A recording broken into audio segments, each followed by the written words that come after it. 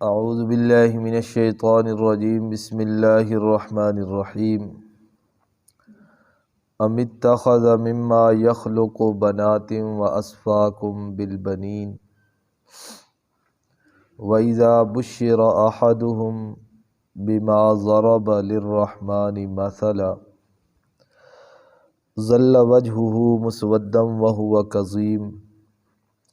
أَوَمَنْ يُنَشَّأُ فِي الْحِلْيَةِ وَهُوَ فِي الْخِصَامِ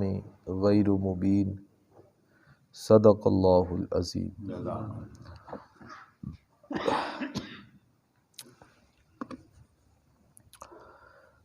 مظاہر قدرت کے بیان کے بعد بطور نتیجہ اور بطور خلاصہ کے اللہ رب العزت نے بندوں سے یہ شکوہ کیا کہ ساری نعمتیں، ساری بھلائیاں، ساری خیر اللہ رب العزت کی طرف سے ہونے والی احسانات اور انعامات بندہ استعمال کرنے کے بعد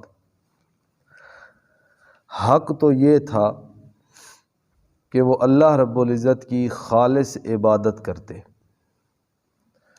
لیکن انہوں نے اللہ رب العزت کا شریک بنانا شروع کر دیا۔ انسان بہت زیادہ ناشکرا ہے، ناقدرہ ہے، بلکہ ایک مقام پہ اللہ فرماتے ہیں وَمَا قَدَرُ اللَّهَ حَقَّ قَدْرِهِ، لوگوں نے اللہ رب العزت کی قدر نہیں کی جس طرح قدر کرنے کا حق تھا۔ اللہ رب العزت کا مقام اور مرتبہ نہیں پہچانا جس طرح کے پہچاننے کا حق تھا۔ ایک تو شرک کیا، شرک سے بڑھ کر کوئی گناہ اور کوئی جرم اور کوئی ظلم نہیں ہے، اور دوسرا اللہ کا شریک بناتے ہوئے اللہ کے لیے بیٹیاں ثابت کی۔ اب اللہ رب العزت یہاں پر بڑے عجیب انداز میں اس بات کی تردید کرتے ہیں اور فرماتے ہیں ام اتخذ مما یخلق بنات واصفاکم بالبنین، عجیب تمہاری تقسیم ہے کہ اللہ نے اپنی مخلوق میں سے اپنے لیے بیٹیاں بنا لی اور تمہیں بیٹے دے دیے، اپنے لیے بیٹیاں اور تمہیں اس نے دے دیے بیٹے، حالانکہ خود تمہاری حالت یہ ہے وَإِذَا بُشِّرَ أَحَدُهُمْ بِمَا ضَرَبَ لِلرَّحْمَنِ، جو تم اللہ کے لیے بیان کرتے ہو نا بیٹیاں، تمہاری اپنی حالت یہ ہے کہ اگر تمہیں بتا دیا جائے، خوشخبری دی جائے اس بیٹی کی، تو ظل وجہہ مسودا وہو کظیم، تمہارے چہرے سیاہ ہو جاتے ہیں۔ حالانکہ انسانوں کے گھر میں بیٹیوں کا پیدا ہونا، ان کی پرورش ہونا، ان کا گھروں میں آنا، یہ کوئی شرم اور عار کی بات نہیں ہے، لیکن تمہاری اپنی حالت یہ ہے کہ تم اپنے گھروں میں بیٹیوں کو برداشت نہیں کرتے اور اللہ کے ساتھ شرک کرتے ہو، اور شرک کرتے ہوئے اللہ کی بیٹیاں ثابت کرتے ہو۔ کتنا بڑا جرم اور کتنی بڑی زیادتی کرتے ہو اللہ رب العزت کی ذات کے ساتھ۔ مشرکین اپنے گھروں میں بیٹیوں کا وجود برداشت نہیں کرتے تھے۔ یہاں پر بھی اللہ نے فرمایا ظل وجہہ مسودا وہو کظیم، غصے کو پینے والا۔ جس طرح بندے کو غصہ لگا ہوا ہو نا اور بندہ کچھ کر نہ سکے، اندر ہی اندر بندہ جو ہے نا ایسے گھٹ رہا ہو، تو اس کو کہتے ہیں کظیم۔ اللہ فرماتے ہیں جب ان کو بیٹیوں کی خوشخبری ملتی تھی تو پھر ان کی یہ حالت ہو جایا کرتی تھی۔ اور ایک اور مقام پہ قرآن میں اللہ فرماتے ہیں یتوارا من القوم من سوء ما بشر به، اپنی قوم سے پھر وہ چھپتا تھا، اس کو جو بات بتائی گئی ہے اس کو وہ برا جانتے ہوئے، ایمسکہ علی ہون ام یدسہ فی التراب۔ اب اس کے سامنے دو راستے ہوتے تھے، ایک راستہ یہ کہ اس ذلت کو برداشت کرے، گھر میں بیٹی پرورش پائے اور زندہ رہے اور ذلت کے ساتھ وہ زندگی گزارے معاشرے میں، یا دوسری صورت ام یدسہ فی التراب، یا اس کو مٹی کے اندر زندہ گاڑ دے۔ اور اللہ فرماتے ہیں تمہاری اپنی حالت یہ ہے کہ تم اپنے گھروں میں بیٹیوں کا وجود برداشت نہیں کرتے، اور میں اللہ لم یلد ولم یولد، جو نہ کسی سے پیدا ہوا اور نہ کوئی مجھ سے پیدا ہوا، جو میں بیٹا بیٹی خاندان قبیلہ بیوی ان تمام چیزوں سے پاک ہوں۔ پہلا جرم تو یہ کرتے ہو کہ میرے ساتھ شریک بناتے ہو، اور پھر اس سے بڑھ کر جرم یہ کرتے ہو کہ شریک بناتے ہوئے اللہ کے لیے بیٹیاں ثابت کرتے ہو۔ اللہ فرماتے ہیں کیسی ناانصافی کی بات ہے، اپنے لیے بیٹے اور اللہ کے لیے بیٹیاں۔ اچھا، اللہ کے لیے بیٹیاں وہ بناتے کن کو تھے؟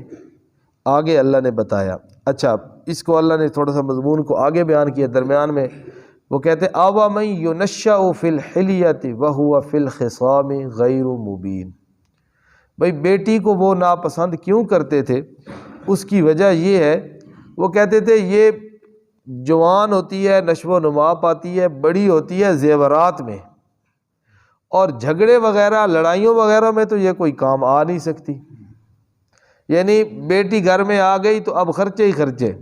اب اس کے ناز نخرے لاڈ یہی ہم نے اٹھانے ہیں، باقی ہماری قبائل کے ساتھ جنگ ہوتی ہے، لڑائیاں ہوتی ہیں، وہ لڑائی میں تو کسی کام کی ہے نہیں۔ تو ایسی ہستی کو یا ایسی اولاد کو گھر میں رکھنے کا کیا فائدہ، اس کو زندہ درگور کر دیا جاتا تھا۔ بہرحال بات یہ چل رہی تھی کہ مشرکین نے اللہ رب العزت کے لیے بیٹیاں ثابت کی، اور بیٹیاں بنایا بھی کن کو؟ فرشتوں کو، فرشتوں کو۔ وَجَعَلُوا الْمَلَائِكَةَ الَّذِينَ هُمْ عِبَادُ الرَّحْمَنِ إِنَاثًا، فرشتے جو اللہ رب العزت کے بندے ہیں، عباد الرحمن، اللہ رب العزت کی بندگی کرنے والے ہیں، انہوں نے فرشتوں کو اللہ کی بیٹیاں بنا لیا۔ اب آگے اللہ پوچھتے ہیں ان سے اشاہدوا خلقہم، کیا وہ فرشتوں کی پیدائش کے وقت موجود تھے کہ ان کو پتہ ہے کہ یہ اللہ تعالیٰ کی بیٹیاں ہیں، یہ نر ہے یہ مادہ ہے؟ اشاہدوا خلقہم، کیا ان کی پیدائش کے وقت وہ موجود تھے؟ ستکتب شہادتہم ویسألون، ان کی یہ گواہی اور ان کی یہ بات لکھ دی گئی ہے، اور قیامت کے دن ان سے اس بارے میں پوچھا جائے گا۔ وقالوا لو شاء الرحمن ما عبدناہم، پھر مشرکین یہ کہتے ہیں بھئی اگر ہم یہ کام غلط کر رہے ہیں تو اللہ ہمیں روکتا کیوں نہیں ہے؟ یہ اللہ ہمیں یہ کام غلط ہے تو اللہ ہمیں روک دے۔ اللہ فرماتے ہیں جبر کے ساتھ میں نے کسی کو نہیں روکنا، نہ اللہ نے زور کے ساتھ کسی سے نیکی کروائی ہے، نہ اللہ نے زور کے ساتھ کسی کو گناہ سے روکا ہے۔ پھر تو امتحان ہی باقی نہ رہا نا، اللہ نے اختیار دے دیا، اپنی مرضی سے نیکی کرنی ہے، اپنی مرضی سے تم نے کیا کرنا ہے؟ جرم کرنا ہے۔ اللہ رب العزت نے تمہارے اس اختیار کو دیکھتے ہوئے قیامت کے دن تمہارا فیصلہ کرنا ہے۔ اگر اپنے اختیار اور مرضی سے تم نے اچھائی کی تو آسانی، اور اگر اپنی مرضی اور اختیار سے شرک اور کفر اور گمراہی کے راستے پہ چلے تو تمہارے لیے تباہی اور ہلاکت۔ ما لہم بذالک من علم ان ہم الا یخرصون، ان کے پاس اس بارے میں کوئی علم تو ہے نہیں، بس صرف ایسے جو ہے نا وہ اندازے لگا رہے ہیں، باقی ان کے پاس اپنے اس شرک پر اور اپنے اس کفر پر ان کے پاس کوئی دلیل موجود نہیں ہے۔ یہ ہمیشہ سنی سنائی باتیں ہوتی ہیں، کسی کو خواب میں آیا، خواب حضرت جی خواب میں آئے، کسی کو آواز آ گئی، اور کسی نے کہا جی ہم نے سنا ہے جی پہلے لوگوں سے جی، اب یہ نہیں پتا کہ وہ پہلے لوگوں سے مراد کون ہے سنانے والا، ہم تو جی سنتے آ رہے ہیں، کہا جاتا ہے۔ وہ جس طرح اردو میں سکول کے اندر پڑھاتے تھے نا، کوئی کہانی جب شروع ہوتی تھی تو اس کا پہلا فقرہ ہوتا تھا ایک دفعہ کا ذکر ہے، ایک دفعہ کا ذکر ہے، بس آگے وہ پوری کہانی، اب پتہ نہیں کس نے وہ کہانی بنائی، کہاں وہ واقعہ ہوا، کوئی نہیں ہے۔ بس انہوں نے ان تخمینوں پر اور انہوں نے ان اندازوں پہ اپنے عقیدے کی عمارت کو کھڑا کیا ہوا ہے، استوار کیا ہوا ہے۔ اللہ فرماتے ہیں ہم آتیناہم کتابا من قبل، کیا ان کو میں نے کوئی کتاب دی ہے اس سے پہلے جس کو انہوں نے مضبوطی سے پکڑا ہوا ہے؟ کیا ان کے پاس اس بات پر اللہ کی طرف سے کوئی لکھت موجود ہے؟ آج آپ دیکھیں نا شرک کتنے طریقوں سے پھیل رہا ہے، قبر پرستی ہے، لوگوں نے درباروں کو اور قبروں کو ان کو اپنی تجارت کا ذریعہ بنایا ہوا ہے، تجارت کا ذریعہ، اور ضعیف الاعتقاد لوگوں کو ایسی ایسی باتیں، ایسی ایسی جھوٹے قصے، کہانیاں، کرامتیں ان کو سنا سنا کے ان لوگوں کے اعتقادات کو، نظریات کو کمزور کر کے اور ان کا ایمان بھی برباد کر رہے ہیں اور ان کا مال اور جان بھی برباد کر رہے ہیں۔ اب ذرا کوئی ان سے پوچھے تمہارے پاس اللہ کی طرف سے کوئی لکھت موجود ہے جس کام کی، تو وہ کہیں گے نہیں، ہم نے اپنے بڑوں کو دیکھا وہ اس طرح کرتے آ رہے ہیں۔ قرآن نے یہ بات بتلائی، بل قالو، بلکہ وہ کہیں گے انا وجدنا آباءنا علی امہ، ہم نے پایا اپنے باپ دادا کو اس طریقہ پر اور ہم اسی طریقہ کے اوپر چلتے آ رہے ہیں۔ اللہ فرماتے ہیں اے میرے پیغمبر، آپ سے پہلے جتنے بھی رسول گزرے ہیں نا، اور جب بھی انہوں نے اپنی قوم کو آ کے حق کی دعوت دی ہے تو قوم نے آگے سے یہی کہا ہے ہم اپنے باپ دادا کے طریقہ کے اوپر چل رہے ہیں۔ قال اولو جئتکم بأہدی مما وجدتم علی آبائکم، اور ان نبیوں نے ان کو کہا اچھا تم جو باپ دادا کے طریقے پہ چل رہے ہو، میں اگر اس سے بہتر تمہارے پاس لے آؤں، جو تمہارے باپ دادا کا طریقہ ہے وہ گمراہی ہے، اس کے اندر کفر ہے، اس کے اندر شرک ہے، اگر میں اس سے بھی بہتر چیز تمہارے پاس لے آؤں پھر میری بات مانو گے؟ تو قالو، انہوں نے کہا انا بما ارسلتم بی کافرون، نہ جی نہ، یہ نہیں ہو سکتا، جو آپ لے کے آئیں گے ہم اس کا انکار کریں گے، ہم اپنے باپ دادا کے طریقہ کو چھوڑ نہیں سکتے۔ باپ دادا کا طریقہ اس وقت قابل قبول ہے اگر باپ دادا کے طریقہ کے اندر گمراہی نہ ہو، جس طرح حضرت یوسف علیہ السلام نے کہا تھا انی ترکت ملت قوم لا یؤمنون باللہ والیوم الآخر،